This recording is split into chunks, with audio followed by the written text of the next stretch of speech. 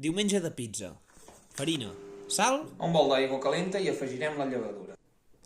Tot això ho barregem i ho amassem ben amassat. Ho passem sobre la taula i ho sellem. I ara hi posem una mica d'oli perquè no se'ns enganxi. Fermentar. I ara això ja ha fermentat. Hòstia! I ara agafem la massa amb cura i amb una mica de farina perquè no s'enganxi, estenem la massa amb cura perquè no perdi l'aire. I això al forn. Per simular els forns de pizzeria ho posarem a la resistència de sota.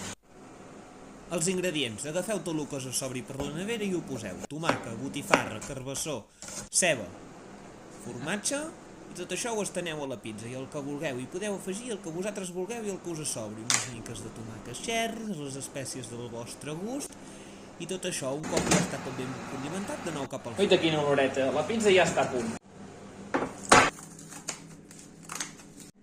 Iam!